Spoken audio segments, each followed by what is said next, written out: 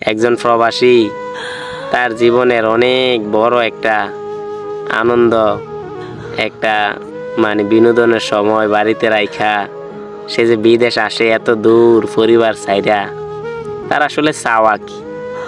সে কি আদৌ নিজের সুখ খুঁজে নাকি অন্য কারো সুখে সে তার জীবনটাই বিলিয়ে দেয়? আসসালামু আলাইকুম রহমতুল্লাহ। সবাই কেমন আছেন? আশা করি আলহামদুলিল্লাহ ভালো আছেন।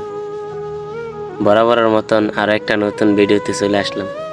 কিন্তু আসলে প্রত্যেকটা ভিডিও একরকম হয় না, এক একটা ভিডিও এক এক রকম হয়। আসলে যে ভিডিও করতে আসছি বা আমি কোনো একটা শুটিং করতেছি, বিষয়টা কিন্তু এমন না। আসলে আজকে হচ্ছে শুক্রবার, তো ওই প্রত্যেক দিন ডিউটি থাকে সপ্তাহের শুক্রবারেই শুধু ছুটি। তো আজকে ছুটির দিন, রুমে অনেকক্ষণ শুইয়াছিলাম, তারপরে একটু বাইরে হাঁটতে বেরোইলাম। আমি সবসময় একাই চলতে ভালোবাসি, আমি এখনও একাই আছি, আশেপাশে কেউ নেই, একা একা হাঁটতেছি।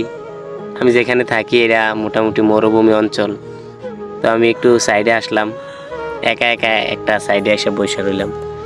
এখানে একটা এই ছোট দোকানের মতন, আমাদের দেশের দোকানের মতন ছোট একটা ঘর, যেই ঘরটা মনে করেন কেউ থাকে না, পড়ে রইছে, কেউ থাকে না, ছোট একটা দোকানের মতন ঘর, উপরে চাল নাই, এরকম একটু দেয়াল করছিল।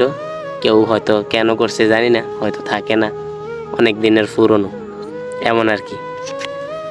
তো আসলে এখানে বইসা রইলাম, বইসা একা একা, আমি প্রায় সময় একা একা অনেক বিষয় নিয়ে ভাবতে ভালোবাসি, আমার খুব ভালো লাগে। তো এখানে বইসা একটা বিষয় ভাবতাছি যে আসলে প্রবাসীরা যে বিদেশ আসে, প্রবাসে আসে, আসলে তাদের ইচ্ছা কি, তাদের চাওয়া কি, তাদের পাওয়া কি, তারা কি চায়? একজন প্রবাসী তার জীবনের অনেক বড় একটা আনন্দ, একটা বিনোদনের সময় বাড়িতে রাইখা সে যে বিদেশ আসে এত দূর পরিবার ছাইরা, তার আসলে চাওয়া কি? সে কি আদৌ নিজের সুখ খুঁজে নাকি অন্য কারো সুখে সে তার জীবনটাই বিলিয়ে দেয়?